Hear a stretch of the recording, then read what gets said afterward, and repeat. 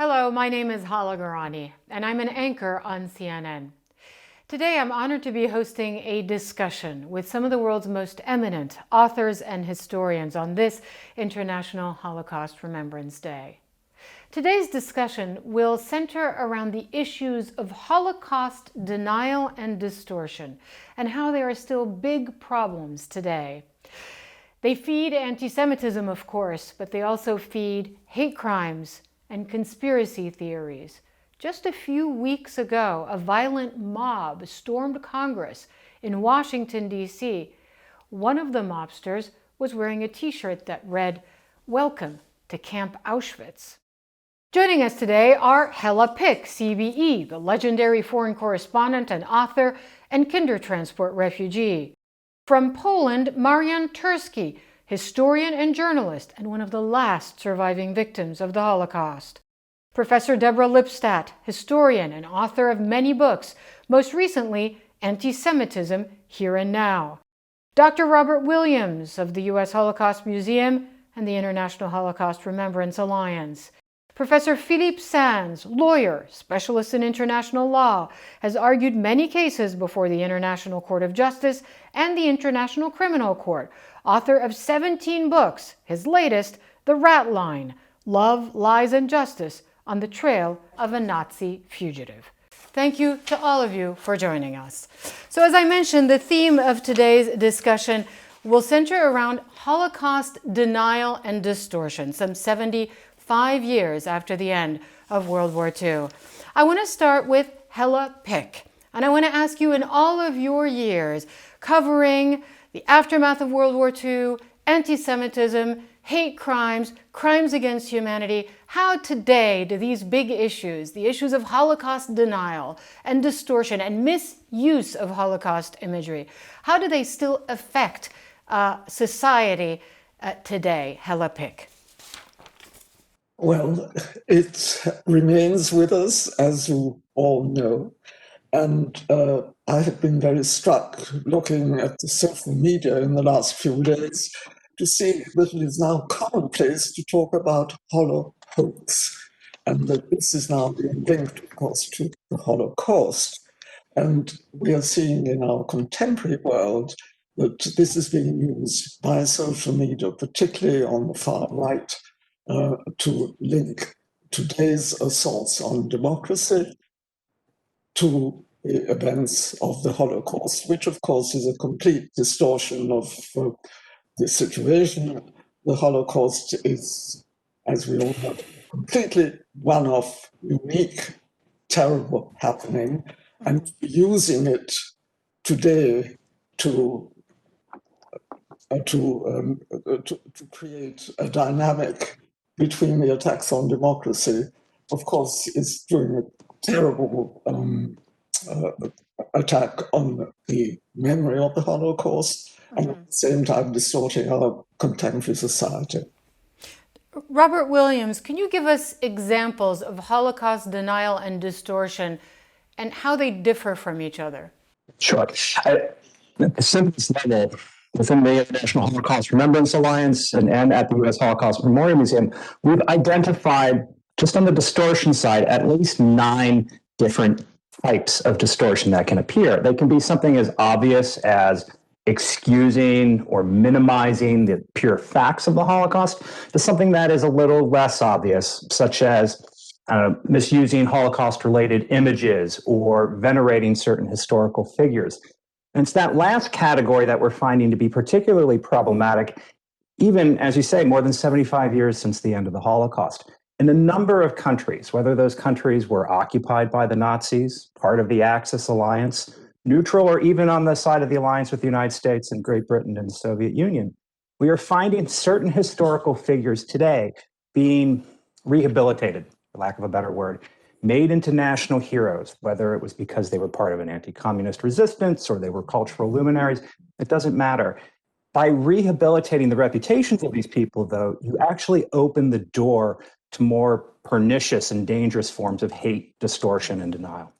Okay. Philippe Sands, why today, do you think? Why is this resurfacing today in 2020-21?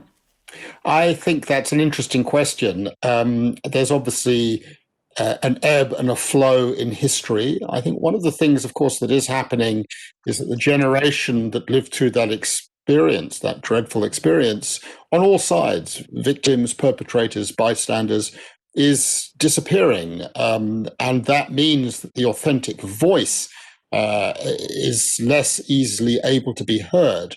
But I think also these issues are being stoked up by particular kinds of leaders in various countries around the world. I'm thinking of Poland and Hungary, but also the United Kingdom and the United States, where there is an embrace, if you like, of a more nationalistic rhetoric. And that, I think, is what has opened the door to this kind of expression. I want to say one thing, though.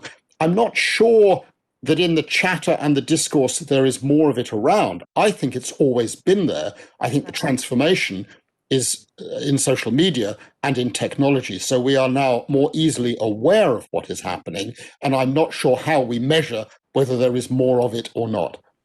Marian Tursky, you're joining us from Poland. As I mentioned, you are one of the last surviving victims of the Holocaust. You were sent to Auschwitz. When you see people today with T-shirts that read "Welcome to Camp Auschwitz" in America, in Washington, D.C., celebrating essentially the Holocaust, what goes through your mind? Well, Hala, you might be disappointed with my answer, but listen, I know very many my fellow survivors, they're very disgusted. They're very touched with those people wearing sweat shirts with Auschwitz macht frei, with Arbeit macht frei, with the work makes you free. But I will tell you, I am not offended. Imagine I sit in a bus, I sit in a train, I sit in a plane, and somebody next to me spits on me. He's drunk or he's maybe mentally retarded.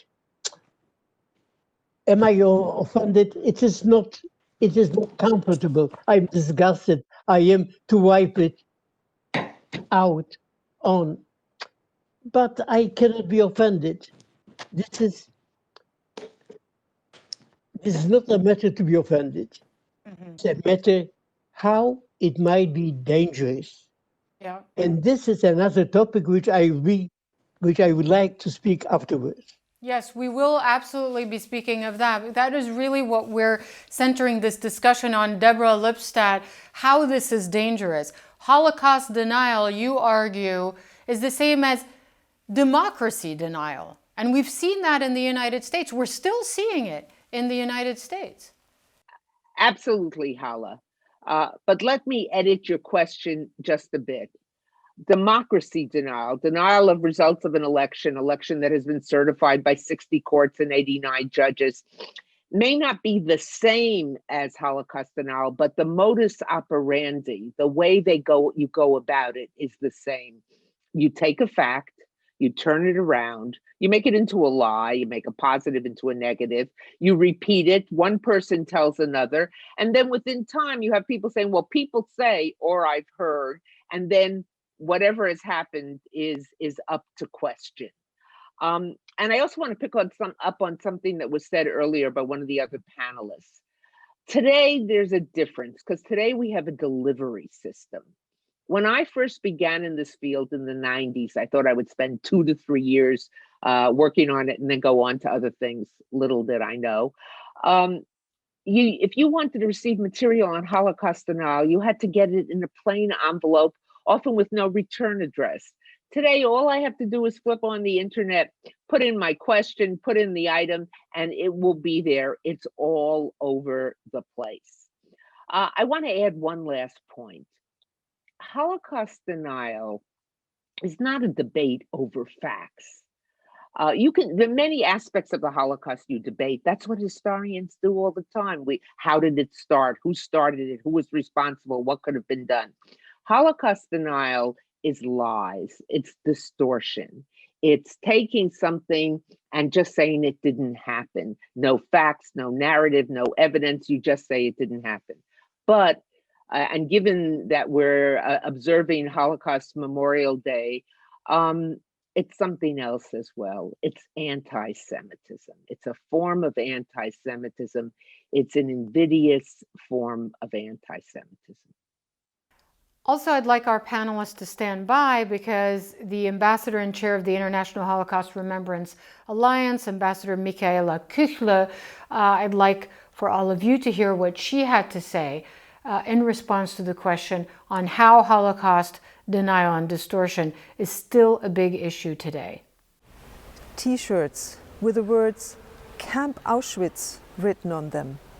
An attack on a synagogue in Halle, Germany on Yom Kippur. We're seeing an alarming rise in Holocaust distortion and anti-Semitism. The very heart of our democracies is under attack. Holocaust distortion minimizes and misrepresents the Holocaust. It enables Holocaust denial and fuels anti-Semitism. There are three key actions we must take. Firstly, we need to protect the facts about this greatest crime in history. Secondly, we need to work together internationally to raise awareness of distortion. The IHRA therefore recently created recommendations for policy and decision makers that help with recognizing and countering distortion.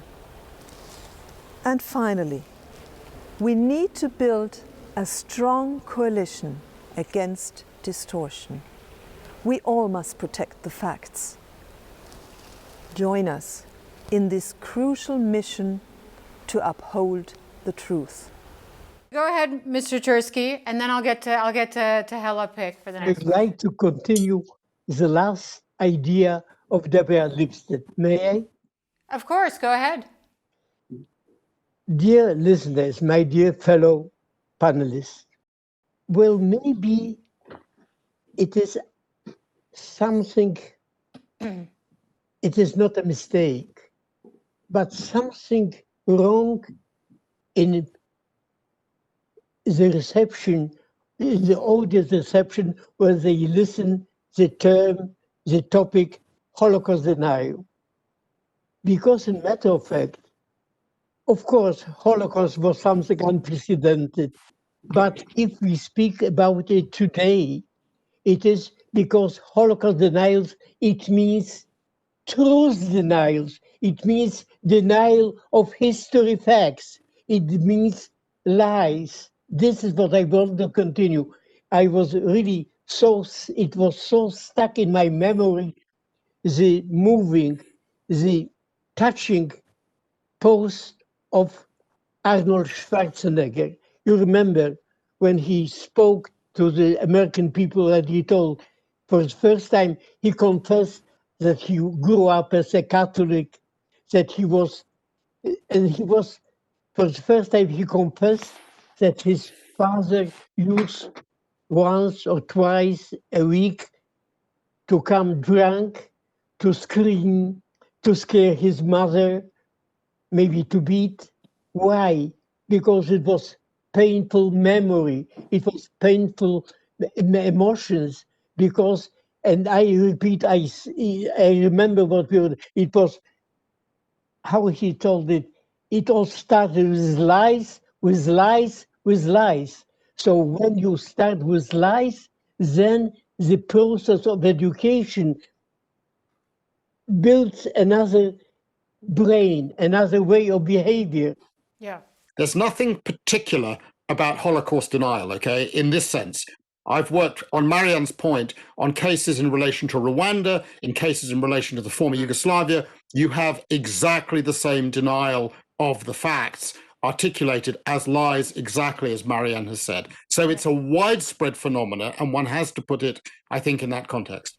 No, absolutely. And that's a great point. How But started Rwanda with distributing by the broadcast lies about one people and another people. And after they started killing, mass killing in Rwanda, when you have so many lies.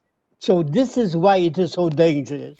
exactly, and the lies serve as a foundation for autocrats, for people who encourage violence against minorities, against vulnerable people and populations. Hella Pick, you serve on the board of the Institute for Strategic Dialogue, where you're looking for solutions, because ultimately people want to know what to do, where to turn, what a possible solution is to this increase in distortion of history and historic facts that lead to this increase in hate crimes and rewriting of history. Where do you begin, Hella Pick? Well, I think this is, of course, the problem. You mentioned just now the Institute for Strategic Dialogue. What the work that is being done there on extremism, which of course brought in the whole issue of the Holocaust denial. Their research is to identify the groups who are doing this, their motivation, what they're trying to achieve, in order to bring this into the public domain and create greater awareness. I would like, just for a moment, also to go back to my original work of the biography that I wrote of Simon Wiesenthal, because the message that he brought, I think, is as valid today as it was then. At the end of the war, he rushed into all the camps to try and get as much evidence, as much testimony from the victims in order to record that for the future. But he also always had this point of bringing the war criminals, the criminals to trial, in order not just for the sake of punishment, not at all. The object always was to expose the facts and to bring the facts into the public domain. It all started with lies and lies and lies and intolerance.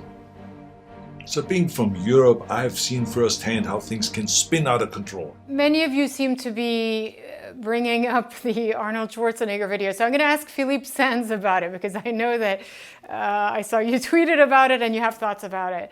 You have a big star of Austrian origin who is equating the mob that stormed Congress with a historic event, Kristallnacht. I know you've said is not the best analogy.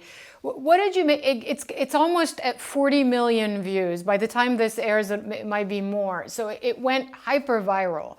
Arnold Schwarzenegger pulled the Conan sword out, this movie prop to symbolize American democracy, and the more it's tested, the stronger it becomes, etc. What did you make of the fact that Arnold Schwarzenegger put this video out? Fascinating, interesting, important. I've watched it and rewatched it probably now about 10 times. I discussed it with more than a dozen people. And I think the most interesting aspect of it for me is something that we haven't yet touched on, but which is relevant. We're talking a lot about what's in the public domain, the social media, Deborah has mentioned to it, I've mentioned to it, and the transmission of information. But for me, the crucial spaces are the families. What is talked about within the families, about what happened, about what the family's connection was? You mentioned generously a book that I've written, The Rat Line, which tells one tale about one Austrian family, the Wächters, and my exploration of the willingness or unwillingness of various family members to engage with what the grandfather, Otto Wächter, did or did not do during the war. The son is fascinating, Horst Wächter, because he's not a Holocaust denier and he's not an anti-Semite, but he denies that his father, who was involved in the mass murder of hundreds of thousands of people, hundreds of thousands of Jews, he denies that he was in any way responsible. And that, for me, is the interesting space. At what point do the successors in families truly engage with what their forebears did or did not do? And what I'm so fascinated about, what I think actually is a very admirable intervention by Arnold Schwarzenegger, is the way he alluded to his father's potential role. He described his father coming home, shouting at the children, beating the children, shouting at the mother, and explaining it as something that his father and the neighbors' fathers lived, a result of what they lived through, what they saw, and maybe what they did. But the one thing that he didn't say was, my father was a member of the National Socialist Party. He was a Nazi. And it's this sort of unwillingness to actually grasp the reality of the past, I think, that contributes in its own way to some of the difficulties that we face. It's not just lies, lies, lies, as Marianne rightly says. Yeah. It's silence. It's dealing with the family silences, and they multiply and they create a space in which the outpourings that we now get on social media, I think, become permissible, happen, and have their pernicious consequences. And Deborah, you wanted to I wanted weigh to in on add this or to point. give just a case in point. I, who deal with Holocaust denial, I who have written about it, who fought court cases on it, I watched the Schwarzenegger video, and then Philippe and I immediately had an exchange because we were preparing for this this broadcast. And he said something about his not mentioning that his father was a Nazi. And I said, oh, yeah, he did. And because I heard in his saying what my father did, he was a drunk. I said, oh, he was a drunk because he was a member of the Nazi Party and he either saw or directly participated in killings. I read the subtext, which wasn't there. So if you didn't know, if you weren't attuned to it, you could easily miss that. Right. And I think what it gets to is not just silence, but silence about inconvenient history. So it's inconvenient history in a family. Opa var a Nazi, grandpa was a Nazi. Or it's inconvenient history in a country, Poland, rewriting its laws so that Poland doesn't deny the Holocaust. It just denies many of the Polish people's participation, profiting from it, acquisition, assisting, et cetera, collaboration. Rwanda, it's for certain people after Rwanda, it's inconvenient history. So if inconvenient history on a family level, Schwarzenegger et al., and he at least was more direct than many people whose parents and grandparents were involved, or nationally, in my country, we talk about, in the United States, we talk about the lost cause. What's the lost cause? That the South lost the Civil War. And if you say to someone who says it, I said, what was the cause? States' rights. States' rights for what? States' rights to own human beings. So inconvenient history gets rewritten, given new terminology, and you don't deny it, but you reshape it. And in essence, that's the bigger danger. Yeah, we see that all around the world, of course. We see it even, I cover the Middle East a lot, certainly in autocratic repressive regimes that rewrite their history and that cloak themselves in just a kind of reworked reality, denying the actions that that have caused the death and suffering of civilians. I'm thinking of Syria in particular. Robert Williams, you wanted to weigh in on this point. Yeah, and listen, this is in part why I entered the field, right? Because my maternal grandfather fought for the Italian army during the course of the Second World War. Now, he was in Ethiopia. It was a different set of crimes, but we all grow up wanting to think that our forebears are heroes. But then we recognize that they're not. And this is an important lesson that needs to be imparted to every country that touches the Holocaust. The well-known Holocaust scholar Yehuda Bauer always says, anyone who touches the Holocaust is forever touched and changed by the experience of encountering the history. And this is also true for the people who were involved at the time, whether they were observing or the passive recipients or active perpetrators.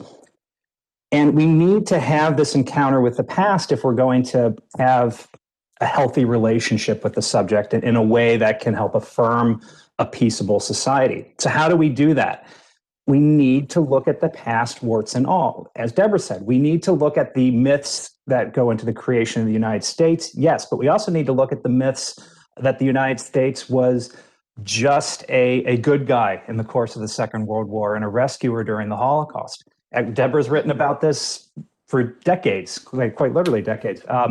And so too at my home institution, the U.S. Holocaust Memorial Museum, we have an exhibition dealing with the various American responses to the Holocaust. And if Americans can begin wrestling with the degrees of our complicity in some of the events that happened, so too should the countries where the Holocaust actually took place. Yeah. Marianne Tursky, you're in Eastern Europe, obviously. Our other panelists are not. From your vantage point, when you observe the rise in hate crimes, the resurgence of anti-Semitism in some cases, and Holocaust denial, how is it different, do you think, from someone living in the West? Well, I wouldn't limit myself only to anti-Semitism. This is true.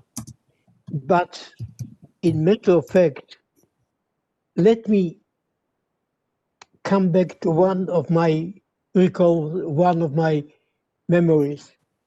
It happened exactly in 1965, when I was on a fellowship in the United States, and I saved some money for my fellowship to go to Harab, to the Deep South, to look, to watch, to participate in the civil rights movement. So I went to Mississippi, Arkansas, Alabama, Louisiana. And I remember I bought, you would be amazed, a second-hand Volkswagen for $110 at the time, not more. And when I arrived to Magnolia, Mississippi, where there was a fire set to a school because it accepted black students to be together with white, somebody noticed that next to me was a black man. So they set fire to my car.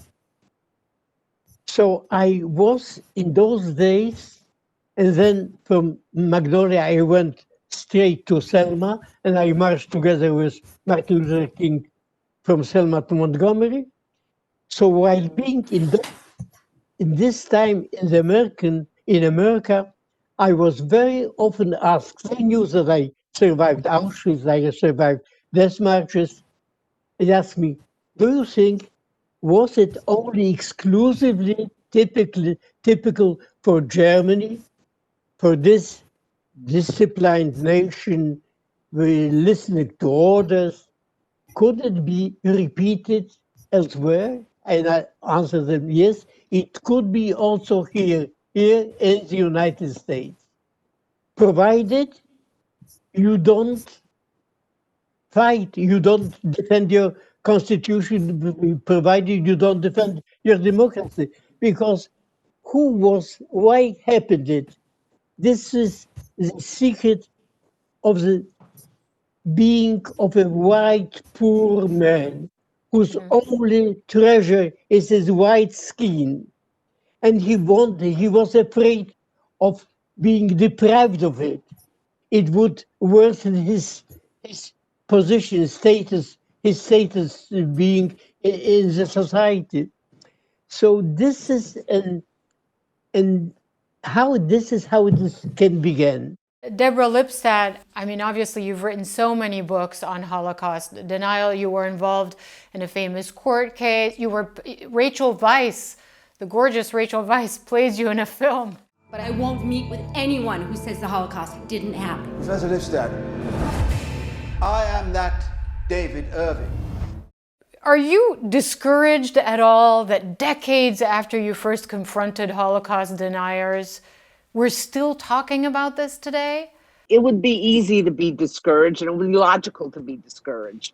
But I'm not. I'm basically an optimistic person. We're having this conversation, but I'm frightened to some degree. I'm not frightened for myself. I'm not, trembling.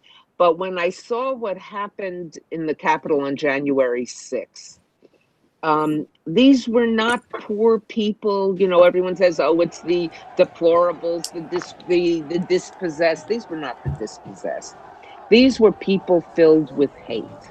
And these were not people who were suddenly ginned up to go. They came prepared. They planned it. It was organized. We have the details on social media, and the governmental authorities are looking into it. But it is very disturbing.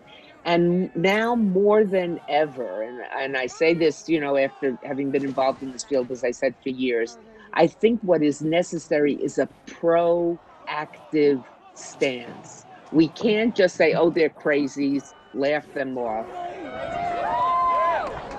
Now I'd like us to hear from Alice Vairimu and Deritu. She's the United Nations Special Advisor for the Prevention of Genocide, and what she had to say in response to the question about Holocaust denial and distortion. My name is Alice Vairimu Deritu, and I'm the United Nations Special Advisor on the Prevention of Genocide. We observe National Day of Commemoration in memory of the victims of the Holocaust, remembering the 6 million Jews and many more murdered by the Nazis and their collaborators, and recommit to prevent repetition of those crimes. The United Nations was created to build a world of justice and peace from the horrors of the Second World War, including the immense suffering of Holocaust victims, achieving, among other treaties, adoption of the Convention on the Punishment and Prevention of the Crime of Genocide and the Universal Declaration on Human Rights. Today, we face an alarming erosion of values and systems created in response to the Holocaust, with upsurges in anti-Semitism, xenophobia, racism, neo-Nazis and supremacist movements, and efforts to diminish the Holocaust and deny responsibility of perpetrators. In the same continent the Holocaust happened, long-term vulnerable and minority communities are attack targets. Here in the United States, massive protests against police brutality on people of color symbolized the systemic racism against millions of people of African descent globally. Alarmingly, hate speech has risen. UN Secretary General said the COVID-19 pandemic unleashed a tsunami of hate and xenophobia, scapegoating and scaremongering, and urged action to strengthen the immunity of our societies against the virus of hate. Asking why many feel excluded and tempted to bigotry means we must transform governance institutions, document narratives, bridge gender and generational divides, and mentor change agents. Let's commemorate Holocaust victims by pursuing truth, remembrance, promoting non-discrimination, inclusion, a culture of respect for difference, and upholding of human rights. Thank you. All of you will agree with this, of course. Hella Pick, the big question, how do you achieve this? How do you educate people?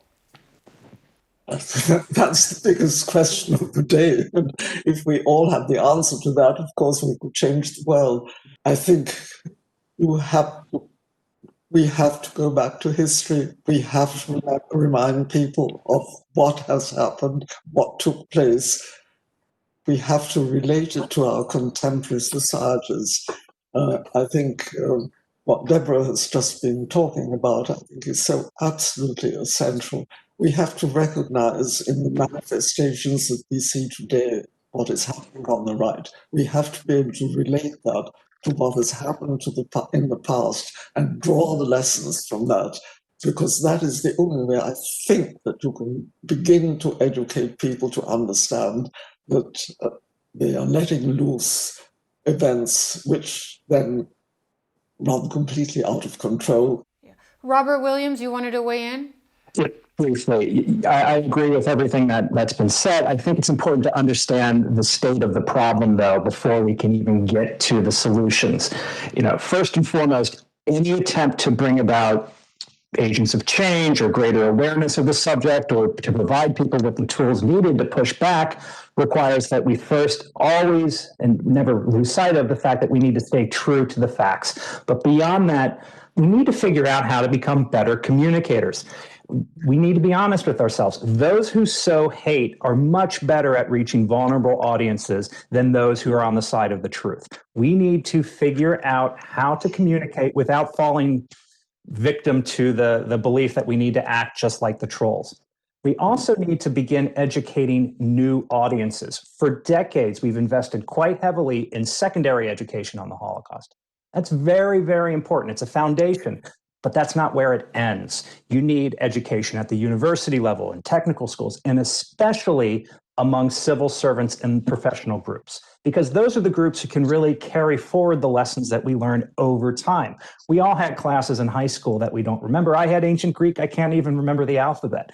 We need to keep learning if we're going to keep it internal. And finally, we need to wrestle with the new forms of communication before us. The internet, the lines of communication are not hierarchical like they were under older forms of media. They're much more horizontal. This is why terror groups, extremist groups, and others are able to attract lone wolves, because individuals are taking information from here, there, and everywhere. Education on the truth, on the Holocaust and on other facts is still built more or less on hierarchical models, and we need to be able to adapt. Otherwise, we'll fall behind.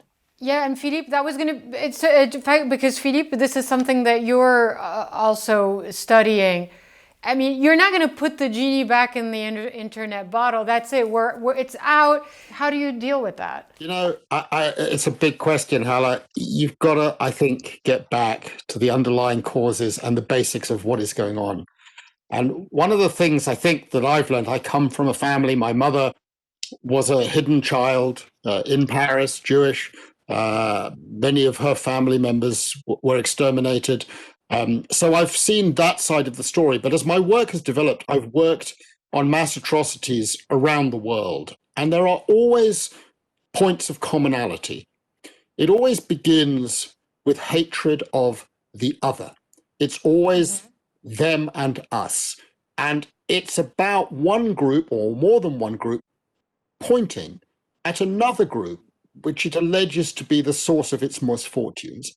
In some cases, the finger of hatred is expressed as anti-Semitism. But part of the same family, of course, is Islamophobia, is racism, and other analogous horrors. If you look at deplatforming racist, bigoted commentators, it does work. I mean, if you look at Katie Hopkins, she's filing for bankruptcy. Who is Katie Hopkins? Nobody. You have Milo. I can't remember his last name. He's also going broke. Yeah. You know, I mean, let's just have a moment. But my point is that it does work in some cases. It does silence those voices. Well, we don't know if it works. I wear another hat. I'm the president of English PEN, the Freedom of Expression Association, and I get very nervous when efforts are made, if you like, to tinker with or extinguish freedom of expression. Absolutely, if it incites violence, absolutely, it has to stop. But a private company like Twitter is not subject to the First Amendment in the United States in the same way, and therefore it can do what it wants.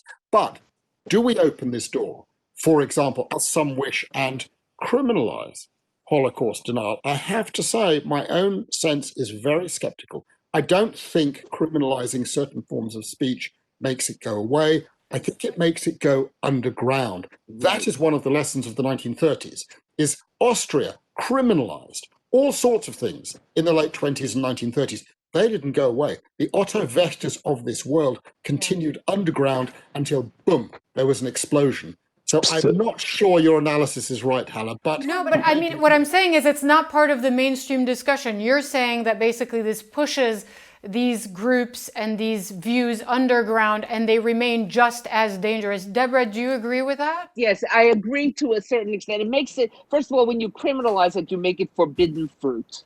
And forbidden fruit is always attractive, especially to young people. Oh, they say, I can't look at that. Whoops, we're off to look at it.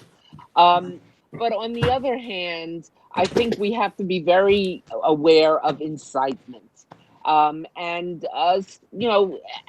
draw that line maybe a little more strictly than we would have done in years past, because we know how easily it can lead down the road.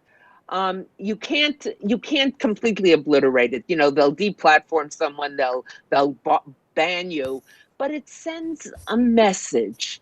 it sends a message that this is not a free-for-all, that certain things are not acceptable. I know it's tricky, and I shudder that people in Silicon Valley, or some now they're moving to other places who used to be in Silicon Valley, are making these decisions. But we've got to address this. We've got to fix this some way. It calls for governmental action. I shudder with the level of the government sometimes of anything wise happening. But just to do nothing and say, well, you can't ban the president of the United States from Twitter. Yes, you can, if he is saying things that incite people to mob action, and that's clear that was the case. I want to turn to Marian Turski. Mr. Turski, do you think it's a good idea? We've been discussing essentially silencing the voices of people who promote, who support and hate crimes, who promote anti-Semitism and Holocaust denial. Is it a good idea to remove them from the discussion, do you think?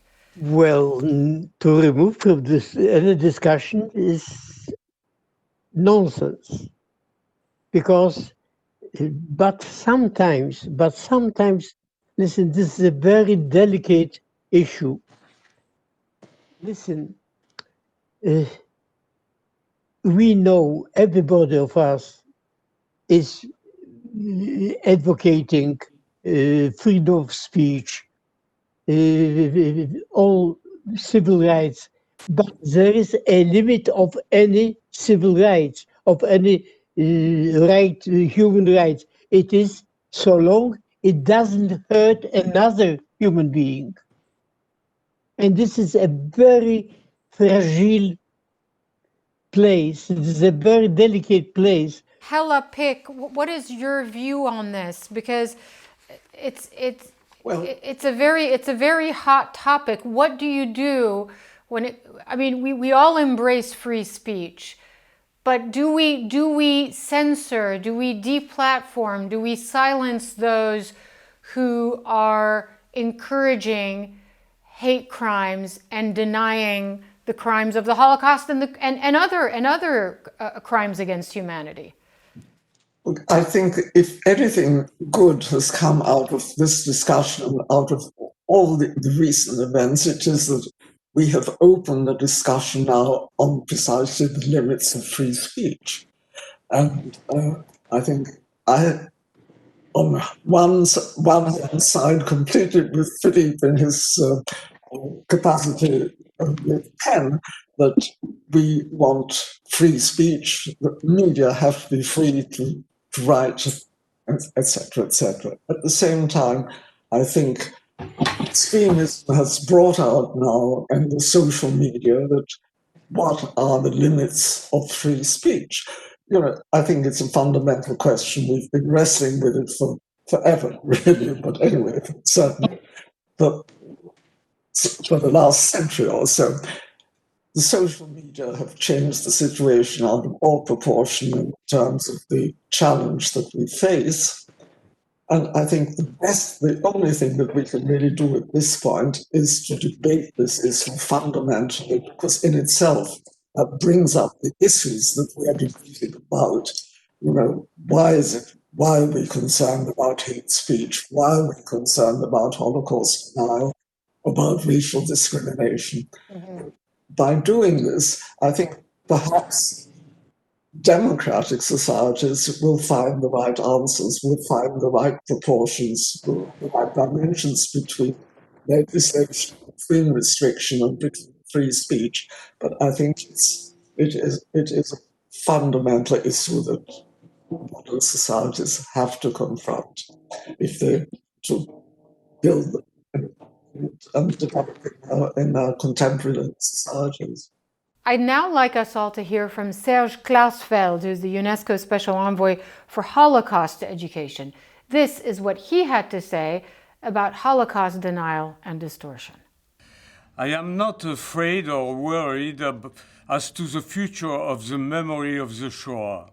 During these last 30 years, 50,000 books have been published in that field, and hundreds of theses of high quality have been produced. In each country in Europe where the Holocaust took place, a memorial has been created concerning the fate of the Jews in that country.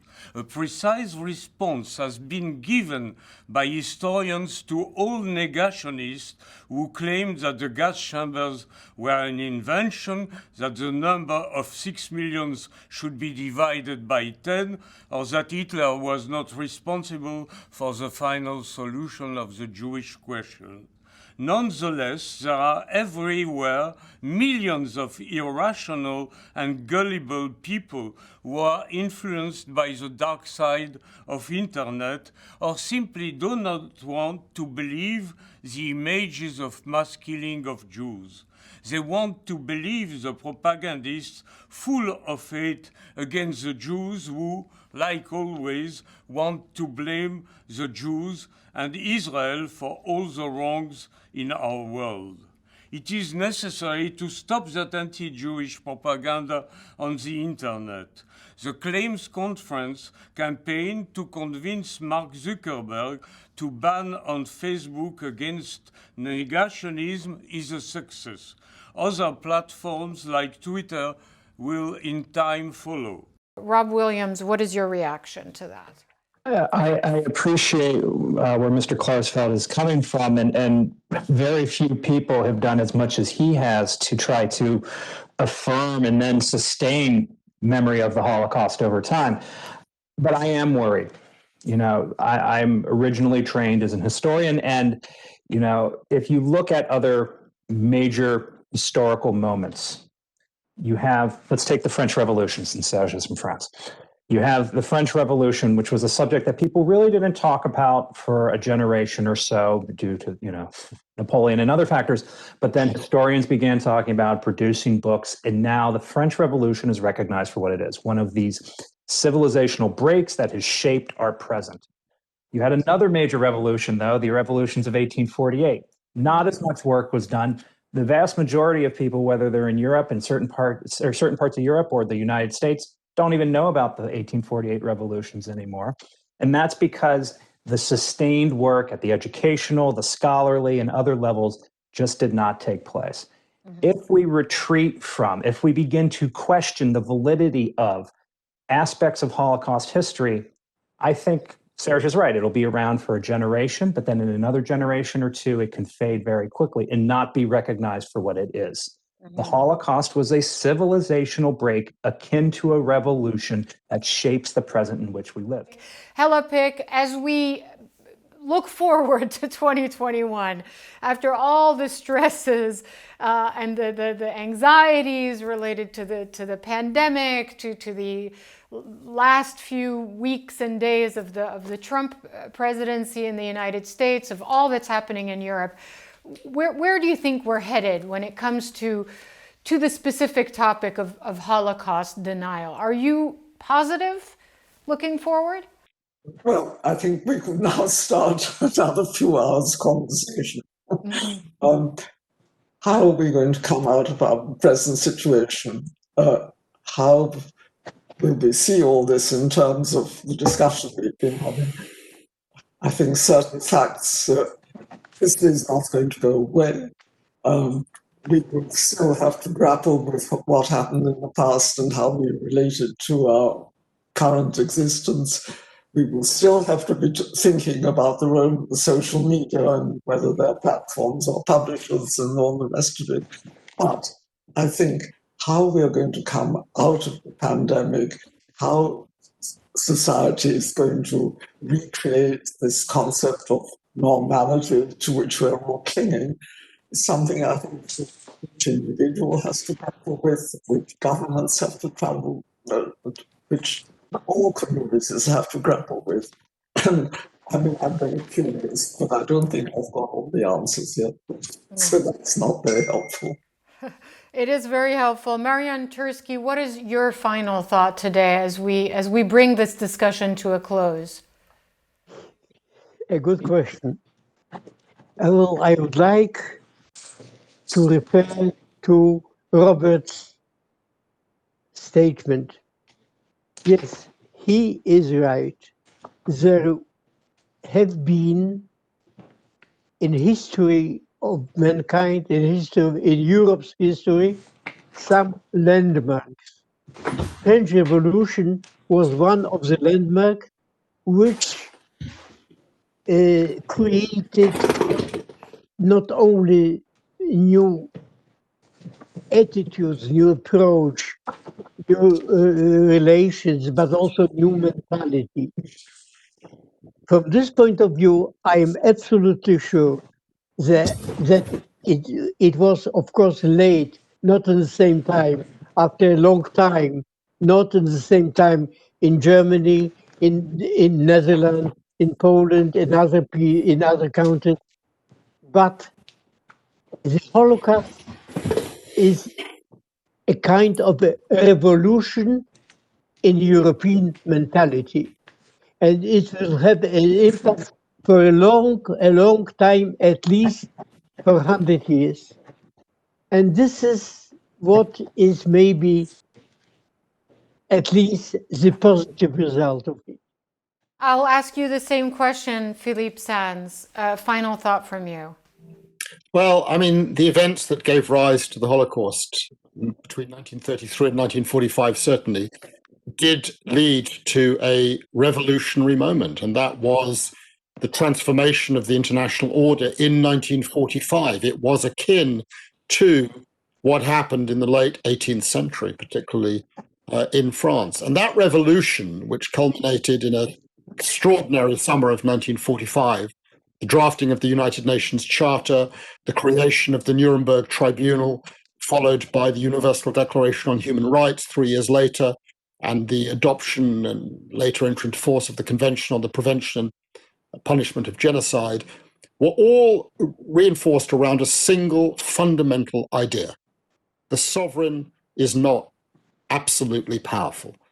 Individuals and groups have rights, not only under domestic law, but under international law. And what the terrible events of 33 to 45 gave rise to, it's the sort of silver lining, to take Marianne's analogy, is that revolutionary moment. And that will be sustained so long as countries like Britain and the United States and many others support what happened then. The danger, of course, is that we have in those two countries a withdrawal from that 1945 moment. Now, it may have been arrested in the United States. I don't think it's been arrested in the United Kingdom. Rob Williams? Well, I'll start with the positive takeaways because I tend to be somewhat Pollyannish. And the positive takeaways are we're having these conversations more and more often. Over the course of just the last year and a half, discussions at the political level about anti-Semitism, Holocaust denial and distortion, and related forms of bias have become much more frequent. So our readers are beginning to recognize at an international and at domestic levels that these problems need to be tackled and that they're beginning to spiral out of control. So that in and of itself is a cause for optimism. There's also cause for optimism at the broad social level. I think the moment that we are in, whether it's the events from last week or just the events that we've been seeing with the rise of certain conspiracy theories, have led not just to a certain sense of fatigue, but a sense by the broader public that enough is enough. And we need to begin to do something about these extreme ideologies that have now become somewhat mainstream. And I think we may be at an inflection point where we can begin to round that corner. But there's a lot that we need to remain vigilant against. One is the tendency to politicize these issues. You know, back in 1984, 1985, I was only 6 or 7 years old, but still, Ronald Reagan had a meeting with Elie Wiesel. And Elie Wiesel was talking to him about Reagan's forthcoming visit to the Bitburg Cemetery. This was 85. And he said to him, Mr. President, you need to realize that these issues, the issue of Holocaust truth, it's not politics. It's about good and evil. And you should never mix the two. Unfortunately, we're seeing a lot of that mixing today around Holocaust issues, around anti-Semitism and bias issues. And by politicizing it, it becomes a brickbat that one opponent can throw against another. And that just leads to a degeneration of the conversation. The other thing that we really need to remain vigilant against, to be quite honest, is the fact that although the vast majority of the public will reject these extreme ideologies, the fact that they are so available the prevalence of Holocaust denial and distortion in a certain sense acts as a gateway drug to more extreme, dangerous ideologies, as a recruitment tool, bit by bit, to use Deborah's language from earlier, that bit by bit over time, invite people to not only believe these falsehoods and to begin this hate, but in a certain sense to radicalize them to violence. Right, and violence against so many, as you mentioned, Philippe, minority communities as well. Deborah Lipstadt, final word to you. I think, first of all, let's remember that when we're talking about the Holocaust, we're talking about a state-sponsored genocide that went after people not just within the boundaries of Germany or even German-controlled territory, but wherever they could get to them. The island of Rhodes, you know, they sent boats to the island of Rhodes to take the Jews in 1944 when it was clear that the Nazis were losing the war. We're talking about something of unbelievable proportions. Yet, the thing to remember, and I've said it before, but I think it bears repeating, and Rob just said it as well, this was step by step by step. And that doesn't mean that if another country or in another era, even in our own era, if we're at a similar step to the Nazis, that we're saying we're going to end up with a genocide. Not at all. But you don't know till you end up there. So the time to stop it is before it happens. The time to be proactive is now. And we've talked about what happened in Washington, D.C. on January 6th. No one's comparing that to a genocide, but that was like the time of the beer hall putsch in the early 20s. That's democracy can be attacked from within. And I think the final point I want to make is that some of our listeners will think, oh, it's Holocaust Remembrance Day. This is about Jews. It's not about Jews. It's about, as Rob said, and as Elie Wiesel said to President Ronald Reagan, it's about good and evil. And it's about the fragility of democracy. Democracy can be destroyed from without, from enemies from outside your borders, but democracy can be destroyed from within. When you attack the legitimacy of your democratic institutions, your courts, your governments, your media, democracy is fragile. And the only people who can make sure that that fragility is protected and it isn't destroyed is every one of us. All right. Thank you, Marion, my good friend. Thank you so much to all of you. Thank you for taking part in this fascinating discussion on this very important International Holocaust Remembrance Day. I want to thank Hella Pick, Marianne Tursky, Deborah Lipstadt, Rob Williams, Philippe Sands. Thanks to all of you. It was my pleasure. And for all of you watching, do stay tuned for closing remarks.